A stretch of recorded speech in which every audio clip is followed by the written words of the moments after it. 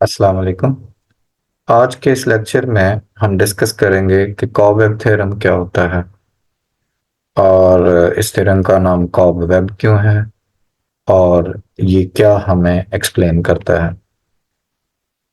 Cobweb theorem जो primary products की markets होती हैं या एग्रीकल्चरल प्रोडक्ट्स में एक पीरियड उसकी प्राइसेस में पीरियोडिकल फ्लक्चुएशन होती है जिसे कॉबवेब थ्योरम एक्सप्लेन करता है।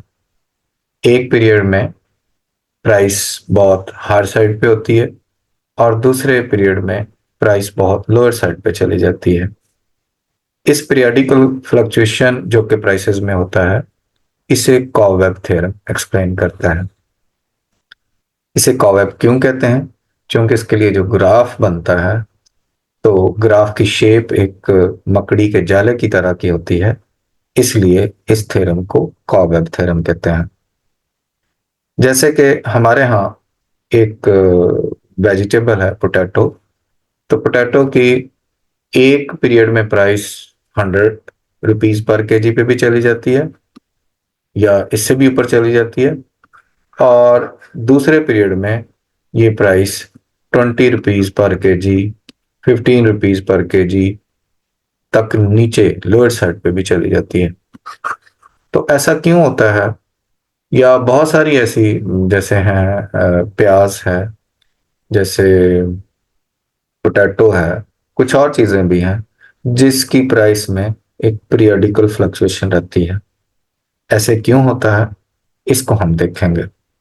जो एग्रीकल्चरल प्रोडक्ट्स होती हैं उनकी जो अब की सप्लाई होती है, ये टी मतलब the quantity supplied in current period, ये बेस करती है प्रीवियस ईयर की प्रीवियस पीरियड की प्राइस पे, और जो फ्यूचर सप्लाई होती है T+1 वो डिपेंड करती है अब की प्राइस पे।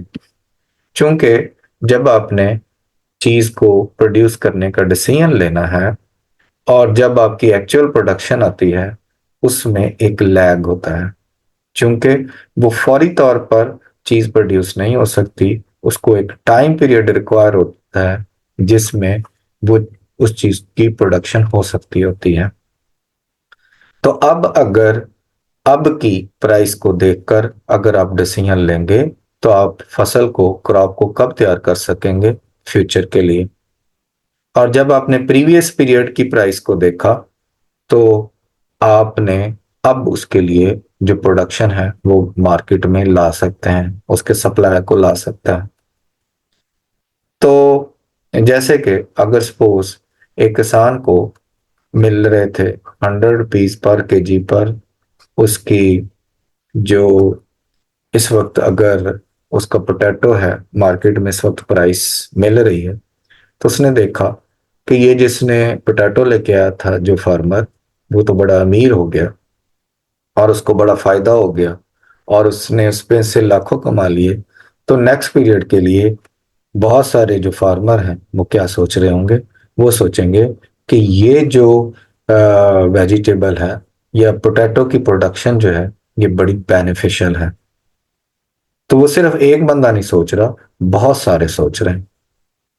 जब वो नेक्स्ट पीरियड में सारे लोगों ने ये डिसाइड किया या बहुत सारे लोगों ने ये डिसाइड किया कि जो पोटैटो की फसल बड़ी बेनिफिशियल है, और उन्होंने ये डिसाइड किया कि नेक्स्ट पीरियड में हम भी पोटैटो लेके आएंगे, तो उससे क्या हुआ कि जब नेक्स्ट पीरियड में एक्चुअल प्रोडक्शन आई तो वो सरप्लस हो गई। वो सरप्लस होने से क्या हुआ कि उसकी प्राइस जो है मार्केट प्राइस नीचे आ गई। अब सपोज नेक्स्ट पीरियड में प्राइस आ गई आपके पास 20 रुपीज पर केजी, तो किसान ने देखा कि इससे तो बड़ा नुकसान हो गया। इस नुकसान को देखते हुए अब जो इस चीज को इस फिनोमेना को देख रहे हैं बहुत सारे लोग, तो वो नेक्स्ट पीरियड के लिए क्या डिसाइड करेंगे? वो अगले पीरियड के लिए इस फसल से तौबा कर लेंगे, क्योंकि उनको लगता है कि इससे नुकसान हो गया। अब जब फसल दूसरे पीरियड में मार्केट में आएगी तो वो शॉर्ट कर जाएगी जिससे प्राइस ऊपर चली गई। तो वो एक प्राइसेस में फ्लक्चुएशन रहती है, एक पीरियड में ज्यादा हो गई, दूसरे पीरियड में कम हो गई, फिर ज्यादा हो गई, फिर कम हो गई। इसी चीज को, इस फिनोमेने को एक्सप्लेन करता है कॉब-वेब थ्योरम। इसकी एक्सप्लेनेशन इस जो लेक्चर में हम दो तरह से करेंगे। एक कन्वर्जेंट ऑसिलेशन है कि जिसमें आहिस्ता आहिस्ता आप इक्विलिब्रियम की तरफ मूव कर जाते हैं, और दूसरा डाइवर्जेंट ऑसिलेशन है जिसमें आहिस्ता आहिस्ता आप इक्विलिब्रियम से बाहर की तरफ चले जाते हैं। कन्वर्जेंट ऑसिलेशन उस वक्त होती है जब आपकी जो सप्लाई है वो रिलेटिवली इनइलास्टिक हो और डिमांड जो है वो रिलेटिवली इलास्टिक हो। तो दोनों का कंपैरिजन में हम ये कह रहे हैं कि सप्लाई कर्व जो है वो रिलेटिवली क्या है, इनइलास्टिक है, और डिमांड कर्व क्या है, वो रिलेटिवली इलास्टिक है। ऐसी सूरत में जो ग्राफ बनेगा तो वो उसमें आहिस्ता आहिस्ता हम इक्विलिब्रियम की तरफ मूव करेंगे। जैसे ये ग्राफ है, किसी भी डिसइक्विलिब्रियम पोजीशन, इसमें क्या करना है आपने, जो सप्लाई कर्व है वो हमने रिलेटिवली इनइलास्टिक बनाया है, और जो डिमांड कर्व है वो रिलेटिवली क्या है, इलास्टिक है। ऐसी सूरत में आपकी जो मूवमेंट है वो आहिस्ता आहिस्ता इक्विलिब्रियम की तरफ होगी। किसी भी डिसइक्विलिब्रियम पोजीशन पे सपोज हम इस पॉइंट से चलते हैं, ये हमारा सपोज स्टार्टिंग पॉइंट है। स्टार्टिंग पॉइंट पर अगर देखें, ये प्राइस है पी नॉट, तो पी नॉट पे अगर आप गौर से देखें तो क्या क्रिएट हो गया, आपका क्रिएट होगी है जी शॉर्टेज। अगर इस वक्त मार्केट में शॉर्टेज होगी तो प्राइस बढ़ेगी या कम होगी? डेफिनेटली जब मार्केट में शॉर्टेज होती है तो चीज में, प्राइस में एक ट्रेंड होता है बढ़ने का। अगर किसी भी डिसइक्विलिब्रियम पोजीशन पर हो तो जो प्राइस मार्केट में मिलेगी सप्लायर को या सेलर को, वो आ, वो वो डिटरमिन होगी डिमांड कर्व से। मतलब ये तो डिसइक्विलिब्रियम हो गया। हम क्या कहते हैं, हम कहते हैं जब डिमांड और सप्लाई एक दूसरे को इंटरसेक्ट करते हैं, ये प्राइस डिटरमिन होती है। किसी भी डिसइक्विलिब्रियम पोजीशन पर अगर आप हो तो मार्केट में प्राइस क्या सेलर को मिलेगी, ये हमें पता चलता है डिमांड कर्व से। यानी इस इस सप्लाई पे Q1 पे प्राइस क्या होगी, ये होगी ये वाली। आप देखें इस Q1 से ऊपर डिमांड कर्व ये है।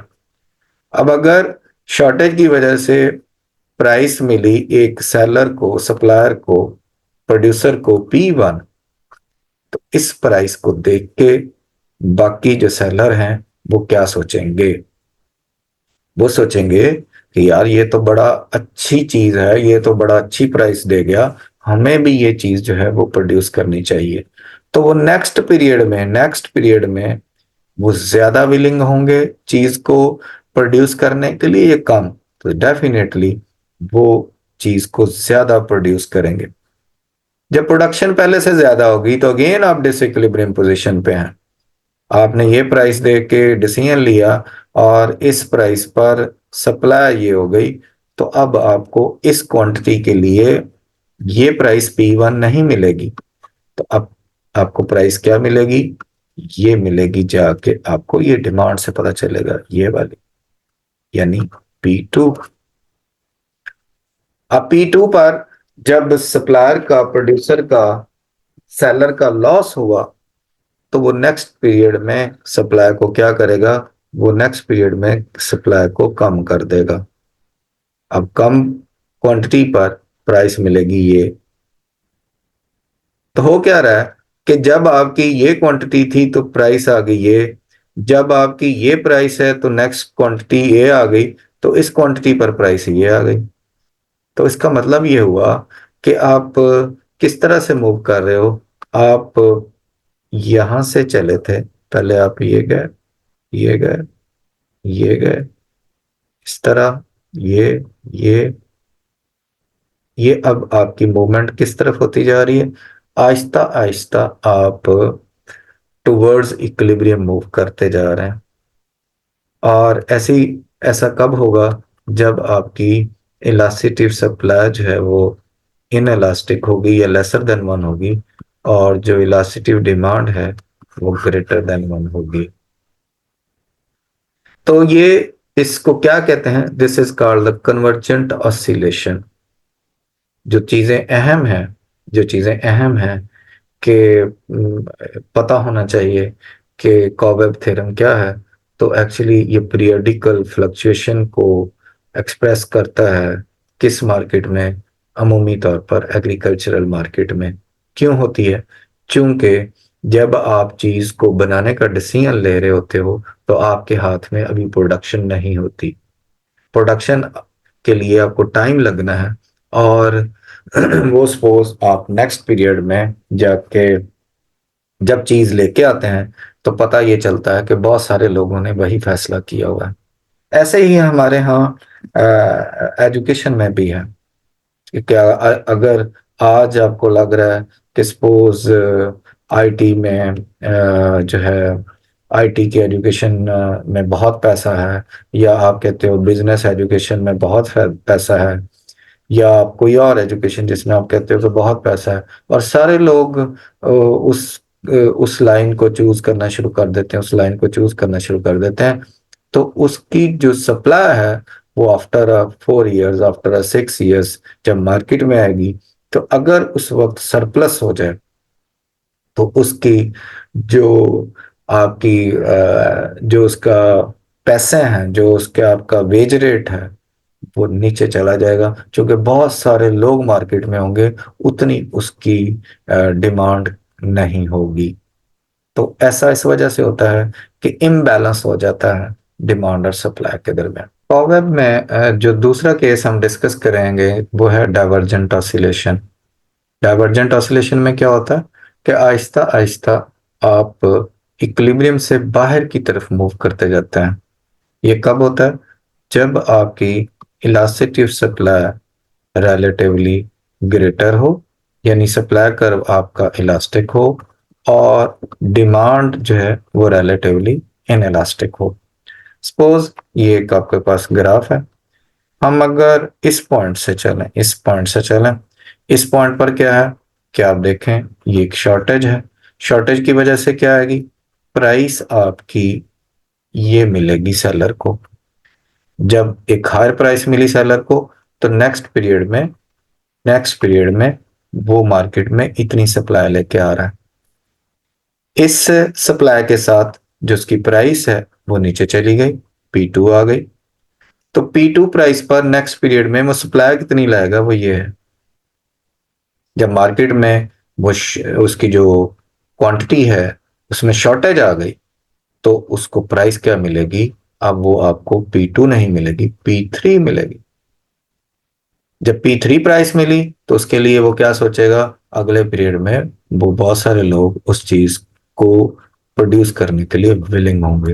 हो क्या रहा है कि आहिस्ता आहिस्ता आप इक्विलिब्रियम से दूर हटते जा रहे हैं। इसको कहते हैं डाइवर्जेंट ऑसिलेशन। ये देखें, यहां से हम चले, यहाँ, यहाँ, फिर इस तरह से आहिस्ता आहिस्ता आप इक्विलिब्रियम से बाहर की तरफ जा रहे हैं। एक और भी केस होता है प्रीपेचुअल ऑसिलेशन, जिसमें आप एक ही ट्रेंड पे मूव करते जाते हैं। लेकिन आज के इस लेक्चर में जो हमने दो बेसिक इसकी ऑसिलेशंस थी उसको डिस्कस किया। एक थी कन्वर्जेंट ऑसिलेशन और दूसरी थी डाइवर्जेंट ऑसिलेशन। दोनों में लॉजिक सेम है कि जब मार्केट में डिसइक्विलिब्रियम पोजीशन पर होते हैं तो जो प्राइस है वो जो प्राइस रिसीव होगी सेलर को, वो कहाँ से डिटरमिन होगी? वो डिमांड कर्व से डिटरमिन होगी। और अब अगर आपको प्राइस कम मिल रही हो तो नेक्स्ट फ्यूचर में आप क्या करेंगे? अगर आपकी प्राइस, अब की प्राइस जो है वो कम होगी तो फ्यूचर में आप चीज को कम प्रोड्यूस करेंगे। और अगर आपकी जो पिछली प्राइस, प्रीवियस प्राइस जो है वो ज्यादा होगी तो अब आप जो है वो सप्लाई क्या करेंगे? वो ज्यादा करेंगे।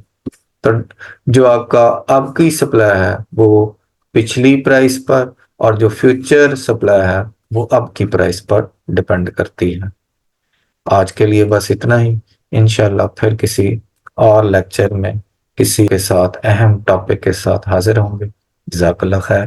अल्लाह हाफिज़।